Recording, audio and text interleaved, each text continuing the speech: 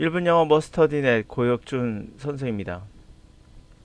구문 문법 하며 시간 낭비하지 말자. 단어 암기하며 시간 낭비하지 말자. 구문 문법은 여러분들이 가장 선호하는 강의 중에 하나며 단어 암기 또한 그렇습니다. 물론 이렇게 영어를 배워도 가능합니다. 진짜 가능해요. 얼마큼 가능할까요? 한 30년 후 가능합니다. 아니면 죽는 그날? 물론 죽는 순간에도 안 될 가능성은 더 많습니다. 우리나라 영어 강의의 99%가 도움이 되지 않아요. 인간의 언어 능력을 전혀 고려하지 않고 오히려 방해가 되고 있다는 걸 여러분들은 잘 모르고 계십니다. 그래서 때로는 수업을 듣지 않고 혼자 영어 공부하는 학생들이 영어를 더 잘하는 경우가 부지부수입니다. 물론 이 학생들은 자기가 가지고 있는 재능을 살린 거예요. 또한 문법을 하지 않거나 단어 암기하지 않는 학생이어야 해요.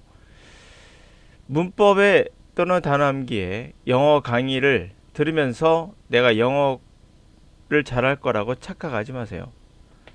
문제는 이 사람들의 강의를 들어서 성적이 올랐다고 하는 학생들이 있다는 게 문제예요. 물론 잘 몰라서 그런 겁니다. 그래서 이해는 가요. 그래서 이 학생들이 나와서 광고해서 내가 이 사람 강의 듣고 성적 올랐다고 얘기하면 그게 올바른 강의라고, 그게 정답이라고 생각해서 들어가겠죠. 결론부터 말씀드리면 그 학생만 가능합니다.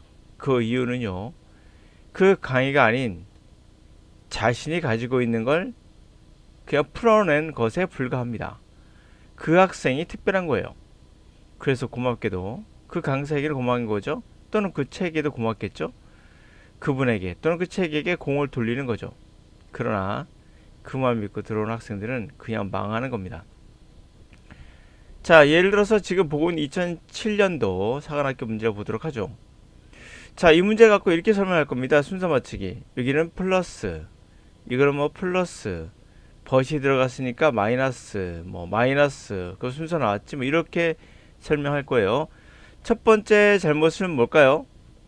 첫 번째는 이 문제를 1분 때로는 40초 안에 해석을 하고 풀어야 된다는 전제를 전혀 고려하지 않은 거고요.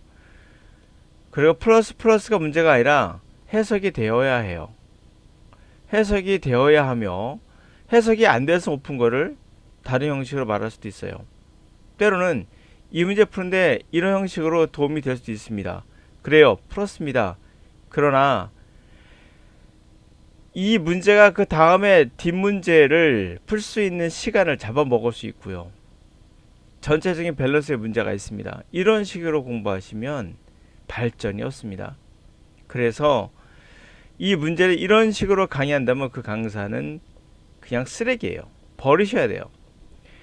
대부분 이렇게 할 거라 생각이 되고요. 두 번째로는 그냥 무턱대고 아무 생각 없이 주어 동사 찾고, 자 여기서부터 왼절, 그리고 주어 동사 어찌고 저찌고 이러면서 설명하는 분도 있을 거예요. 구문으로.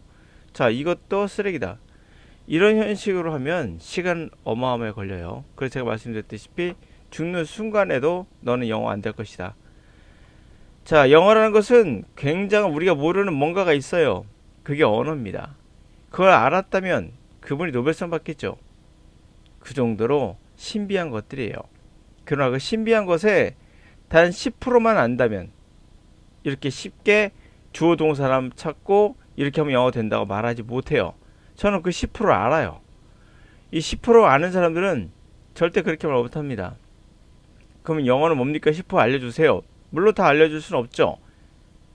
그러나 지금 이 문장을 문법을 하지 않고 단어를 때로는 몰라도 이것의 의미를 파악할 수 있는 그런 게 언어예요. 다시 말해 문법 없어도 됩니다. 자, 쓸데없는 공부하시면서 시간을 낭비하고 있는 여러분들에게 이 문장을 우선 해석해서 알려드리죠. 자, 플러스 마이너스 이런 식으로 배우면은 그거 싸구려다.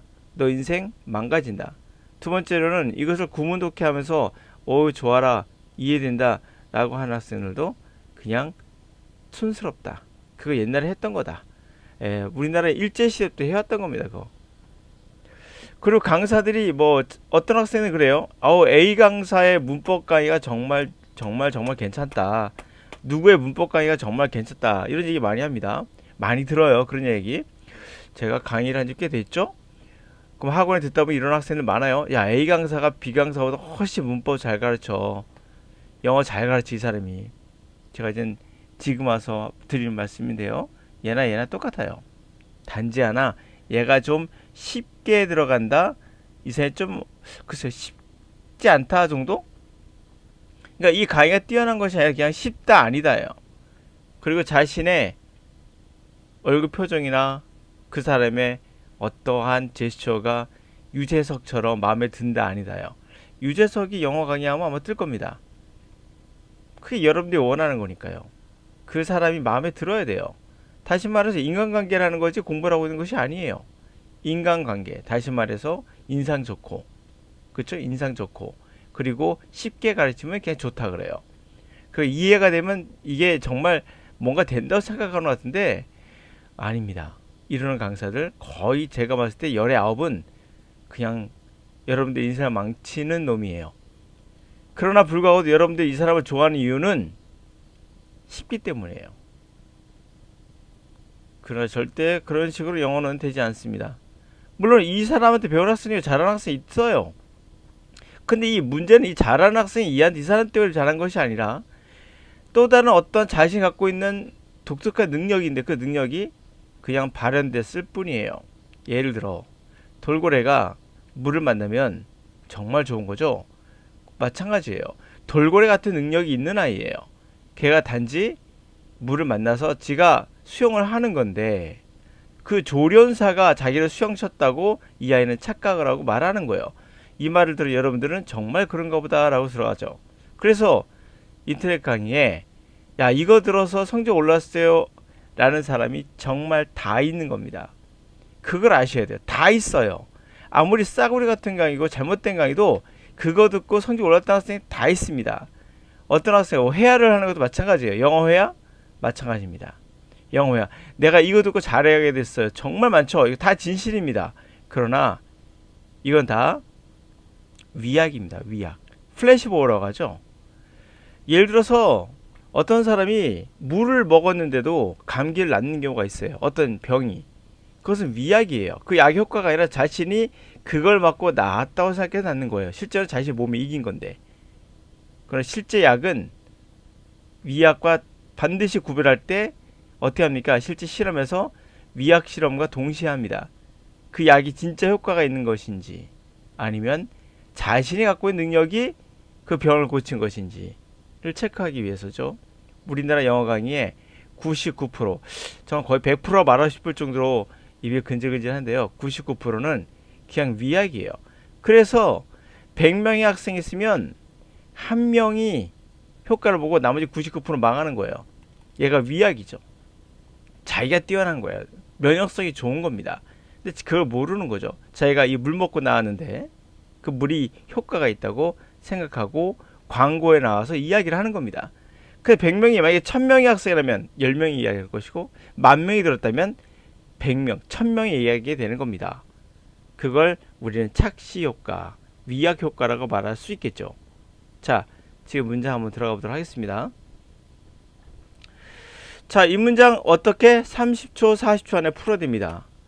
그게 가능하겠는가 생각해 보세요. 과연 이것을 하나하나 분석하면서 해석하는 게 가능하겠는가? 안 되거든요. 또 하나 문제는 단어를 다 알아요. 아는데 해석이 안 되는 학생이 있어요. 해석하고도 무슨 말인지 모르는 학생이 있어요. 첫 번째. 얘가 가장 큰 문제예요. 두 번째는 또 어떤 학생이 있느냐? 해석은 했어요. 근데 시간이 걸려요. 이것도 가장 큰 문제예요. 이 학생들이 우리나라의 99%예요. 사실은. 여러분들 중에는 난 어휘를 몰라서 영어가 안 된다는 거 거짓말입니다. 어휘를 알아보세요. 암기해보세요. 시간 안에 못할 겁니다.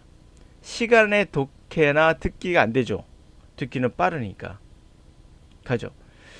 그러므로 이 문장 첫 번째, 빨리 해석할 수 있는 방법을 강사가 가르쳐 줄 수 있느냐가 중요한 거예요. 그게 본질이니까 영어에 갑니다.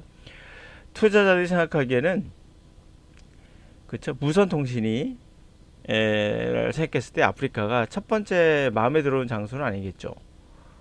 자, 뭔가 좀 더 강력한 것이 있어요. 그 숫자보다. 그러나 숫자보다 더 중요한 게 있다고 합니다. 아프리카의 잠재성이라는 거예요.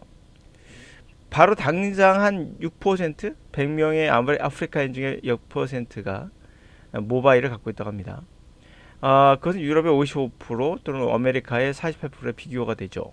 그러나 새로운 연구가 최근에 나온 거에 따르면 그 대륙에, 아프리카 대륙이겠죠. 아마도 모바일 폰의 시장이 사이즈가 좀 된대요. 그리고 성장하고 있다고 합니다. 자, 보고서에 따르면 지난 5년 동안 아프리카는 더 성장을 해왔다고 합니다. 모바일 가입에 있어서 어떤 다른 지역보다도 2003년과 2004년에 그 숫자 나오죠. 그 숫자 핸드셋, 이게 핸드폰이죠. 핸드폰의 숫자가 이렇게 증가했다고 합니다. 그럼 누가 보더라도 이 순간 읽자마자 답이 나오죠. 이게 숫자가 바로 숫자보다 더 강력한 게 있다는 거구나. 이렇게 되겠죠. 그러나 최근에는 이렇게 되겠죠. 그래서 정답은 아프리카가 처음에는 마음에 들지 않았겠죠. 마음에 들어오지 않는 나라예요. 그러나 최근에 따르면 굉장히 시장이 좀 된다. 그 증거로서 숫자가 이만큼 증가했다. 근데 더 중요한 거는 숫자보다 더 중요한 건 잠재성이다. 이렇게 되는 거겠죠. 정답은 B, C, A 이렇게 맞춰서 다 읽고 맞히는 겁니다. 항상 독해는 확신이 안 되면 다 읽어야 돼요.